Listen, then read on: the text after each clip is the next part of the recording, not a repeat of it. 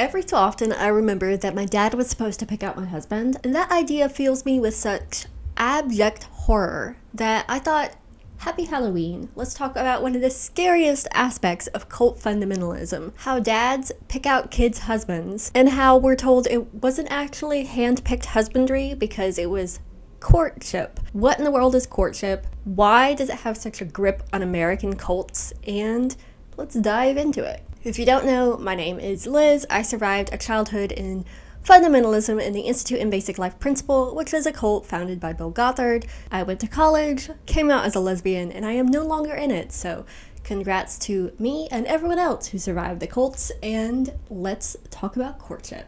So what exactly is courtship? Now, courtship came from the mind of Bill Gothard and many other patriarchal themed men in the mid-90s.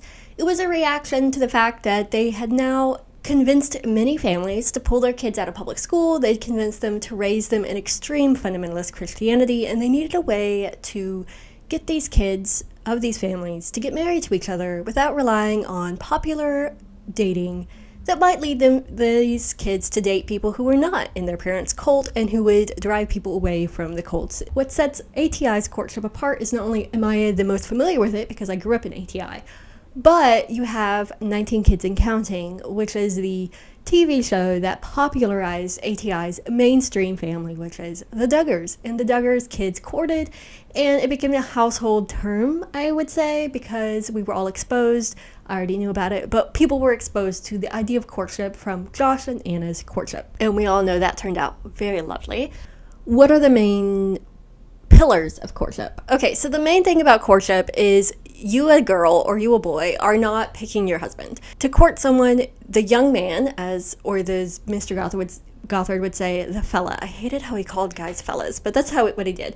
The fella would go to the girl's dad and say, hey, I'm interested in courting her, and the dad would say yes or no. Asked Mr. Jim Bob if Joy and I could start an official relationship.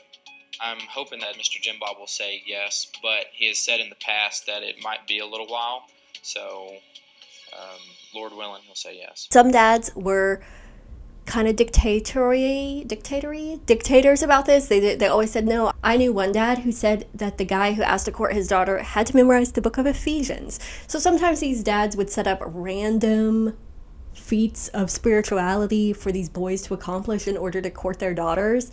It was really up to each dad, and sometimes the girl wouldn't even know that a guy was interested in her because the tyrant of a father wouldn't even let them in the front door, so to speak, of letting them be interested.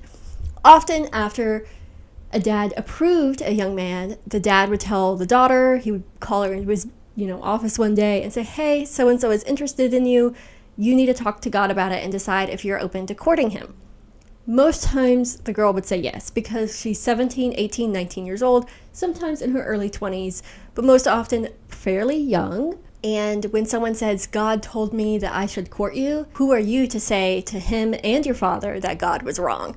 So while there is the illusion of choice for many of these daughters, and I have been told many times it wasn't actually a dad picking a husband because he gave her the option to say no, why would a 17, 18, 19-year-old girl say no to her dad when he's telling her that this young man is the best choice for her?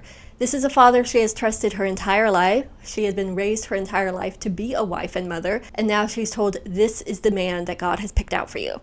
You can say no, but why would you say no? Why would you say this isn't the man God has picked out for me? Courtship is supposed to be a period of time for the young man and the young woman to get to know each other, and also for the families to blend together as one.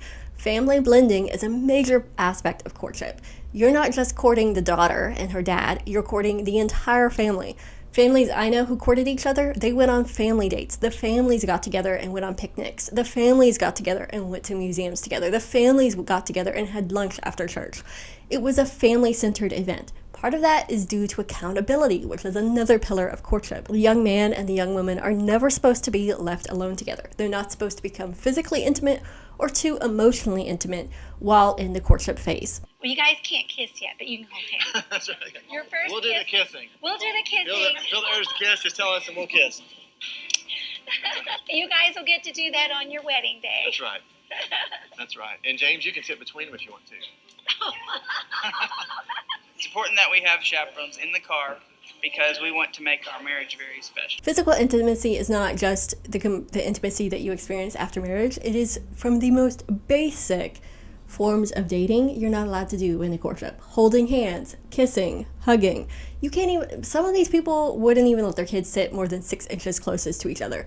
Many of these girls were taught to wait to their wedding day to kiss their husband for the first time. So as you can imagine, there is not really much physical intimacy going on, and they're discouraged from too much emotional intimacy because you're supposed to guard your heart until your wedding, and becoming emotionally vulnerable and intimate with a man before you're married to him, in many eyes, is unwise. Am I saying it's unwise? Absolutely not. I'm just saying what I was taught and the teachings of courtship. I'll read you something directly from IBLP's website on courtship. This is on their website today, and this is what they encourage people to do today. Avoid defrauding. To defraud another person is to stir up in them desires that cannot be righteously satisfied. A woman can defraud a man by the way that she dresses, talks, or acts. A man can defraud a woman by improper texting or by talking about a marital commitment that he is not able to carry out. Failure to safeguard your affections can result in disaster. If you don't settle this issue before temptation, certainly you will make choices that you will regret. As you choose to carefully guard against inappropriate emotional attachment and physical intimacy, you too can avoid much heartache and pain, particularly if the relationship does not end in marriage. So basically, you're friend-zoning each other the entire time until you're married. Courtship is often up to the whims of the dads involved, the dad of both the guy and the girl. Whatever rules the dads set in place, they could be much more extreme than what Bill Gothard and IBLP said, or they could be a little bit looser. Either way, courtship was very much driven by the desires of the father. As you can imagine, courtship is a form of control. It's a form of living out your life. What am I trying to say? Courtship, many parents who encouraged courtship dated. Courtship, in their mind, was a solution to what they saw as the heartache and pain they experienced while dating. They figured if they could control their children and lead them into this path of perfection when it came to marital relationships, that they wouldn't make the mistakes that they felt they had made while they were dating, they were protecting their kids. But it really didn't protect their kids from much. I will be discussing that right now because there are many pitfalls to courtship that go beyond let's save emotional physical intimacy for marriage, let's be controlled by our parents, let's never be alone by ourselves. That sounds like a recipe for disaster, and it truly was. The main pitfall I see in courtship, like the main huge red flag that makes me want to wash out my mouth with soap, is the complete lack of decision making. You are not making decisions about whether or not you'll kiss before marriage, or even whether or not you like this guy actually and want to be emotionally and physically intimate with him. All of those decisions are laid out for you, and you basically just float along until your dad decides for you. And for many girls, they have been incapacitated their entire life, and they are not able to make decisions. Girls who are raised in communities where dads decide like literally everything, like what you're going to study for homeschooling, what kind of ministry you're going to do at church, what kind of guy you'll court. They are incapable of making decisions for themselves. And because these guys are brought up to make decisions for the girls they're courting, and they know that the dad will help out with that, they're going to enter into a marriage where they're incapable of making their own decisions. And if there is any sort of abusive, hard, bad thing going on, the reason you can't divorce a guy after courting him is not only because you think divorce is immoral, and the reason they brag that girls who court don't get divorced isn't because these girls aren't able to figure out like how to divorce, is because they don't even know that they can make a decision outside of the men in their lives. Courtship reinforces the idea that women are incapable of making decisions, and that the men in their lives, the dads and their future husbands, need to make those decisions for them, and that God speaks through the dad, and therefore you should just be listening to your dad or your future husband. It's super toxic, and since I'm filming this on Halloween, it's incredibly scary to think of a generation of young women who are so controlled by their father that they can't even make a life-altering decision about who they will marry without their dad's permission. And it's not even like, I'm going to marry him. I don't care what you say, Dad. It's, I want to date this person, and you're not allowed to date without your dad's permission. If that doesn't frighten you, then I really don't know what does, because taking away autonomy from children, from adult children, mind you, is truly frightening. Also, another interesting aspect of courtship is that it is encouraged to be very, very quick. This is literally on the IBLP website. It says that you cannot guard your heart from physical and emotional intimacy if you draw it out long. So they want people to get into courtships quickly and to get married quickly. It's dangerous for a courtship to be drawn out, as Bill Gothard says, up to a year, because that's a whole year that you have more temptations. And I also would say it's a whole year where these people in the courtship might think, wait a second, I really don't like you. Maybe my dad is wrong. And they don't want daughters to be questioning the decisions of the men in their lives. So they encourage them to court and to get married in a 3 to 5 month time frame. I personally have witnessed this, and this is not just an aspect of courtship I see many people in modern American churches who encourage this. And part of it is they don't want the couple who are dating to yield to temptation, especially physical temptation, so they encourage them to get married quickly. But quick dating, quick engagements don't lead to good marriages. In fact, according to data, people who date up to 3 years before they get married have a 37% more likelihood to stay married and not get divorced than people who date for under a year and get married.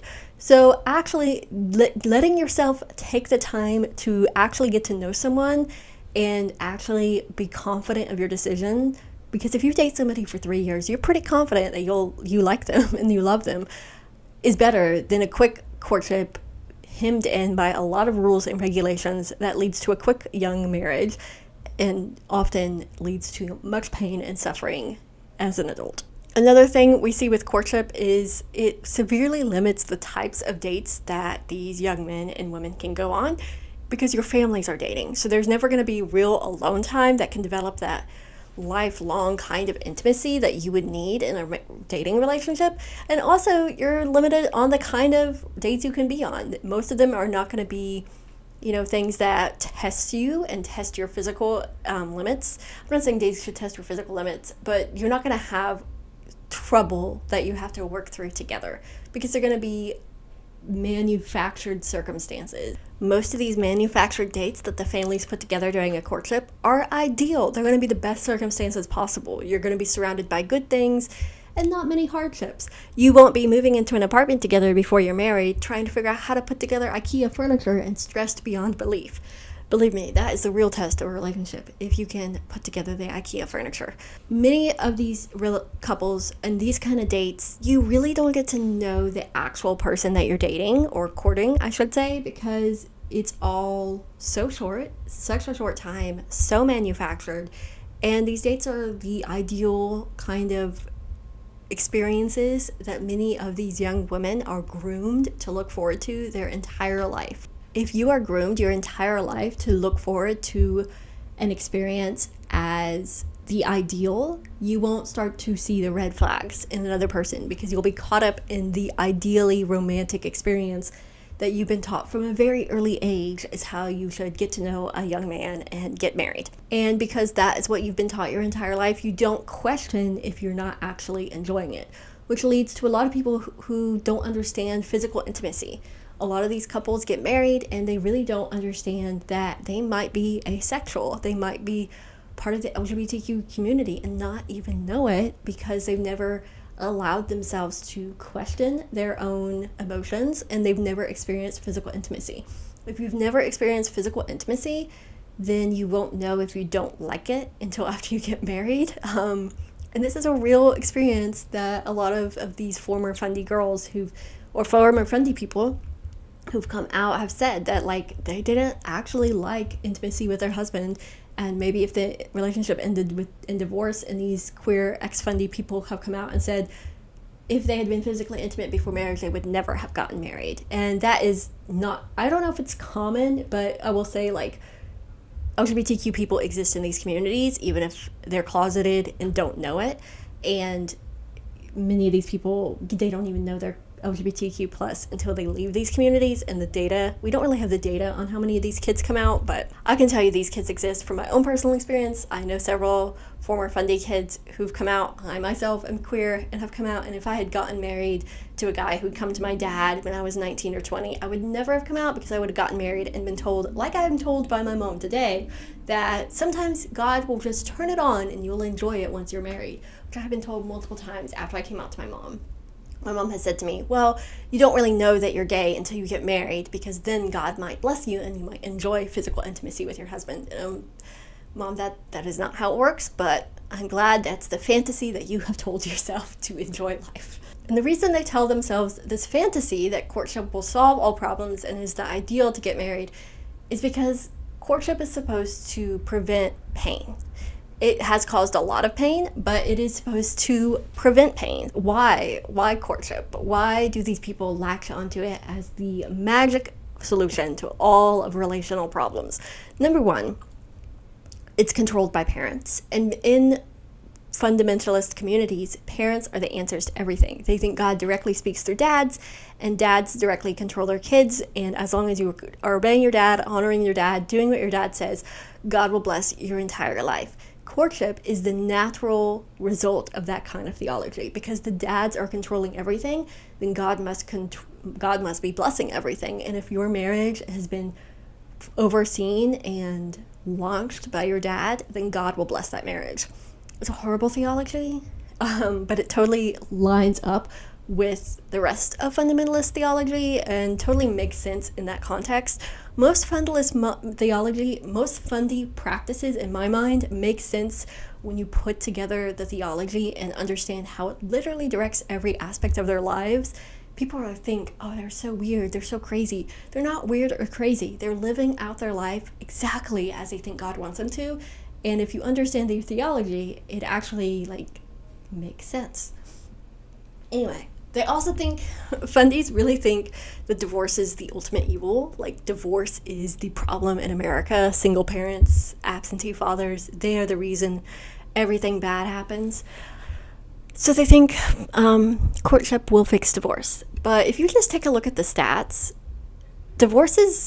the one thing that seems to fix divorce is money. People who have money seem to be the best at not getting divorced. People who date longer seem to be the best at not getting divorced. Divorce is so arbitrary. Courtship does nothing to mitigate divorce. It does take away the tools that a girl might need in order to get divorced, because she doesn't have autonomy or the ability to make decisions or the knowledge about how to exist outside of her dad and future husband. But it doesn't necessarily stop divorce or the problems that lead to divorce. And those problems are manifest throughout fundy communities: abuse, financial control, manipulation, unhappiness, and so much more. Those all exist in fundy marriages. I saw it time and time again in the fundamentalist community I grew up in. And while very few of the couples I knew my age who got married ended up getting divorced, a lot of them are very unhappy and covering up wrongdoing that their husbands are doing. The most prominent example of this is for sure Anna Duggar. A lot of people are shocked that she has not divorced Josh, that she is not leaving to protect her kids, but Anna's behavior is the exact consequence and the exact result that a generation of cult parents want for their kids. Honestly,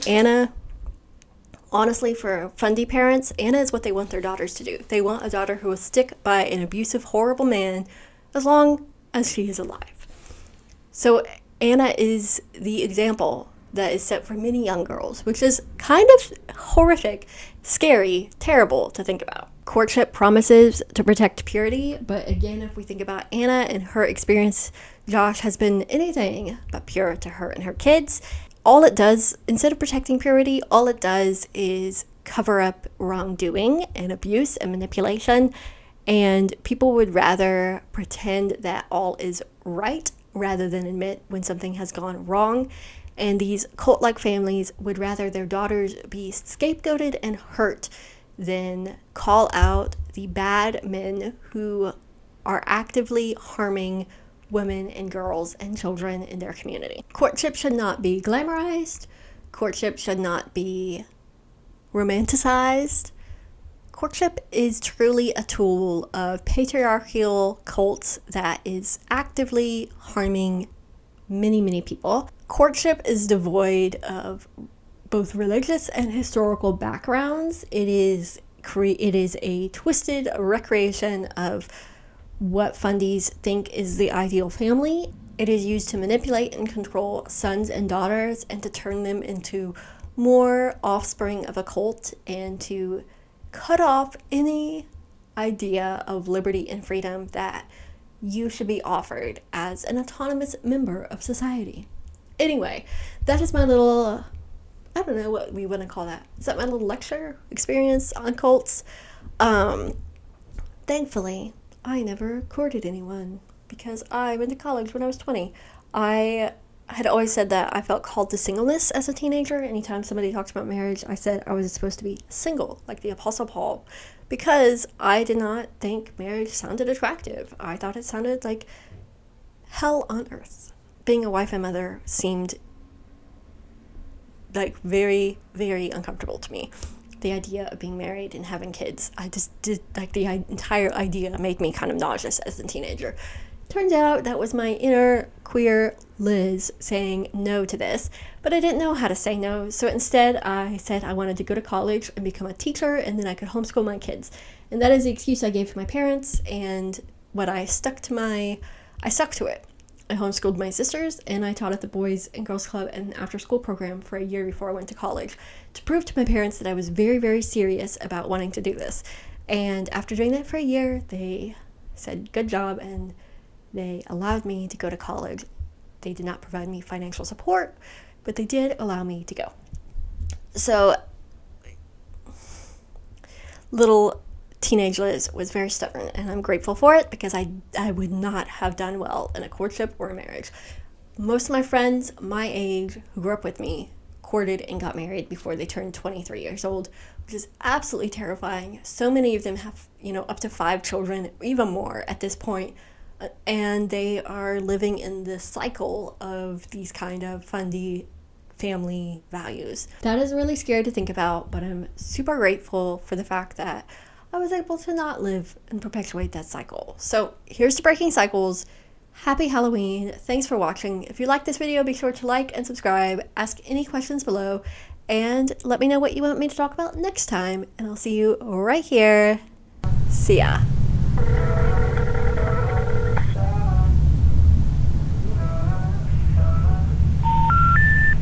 We're sorry. You have reached a number that has been disconnected or is no longer in service.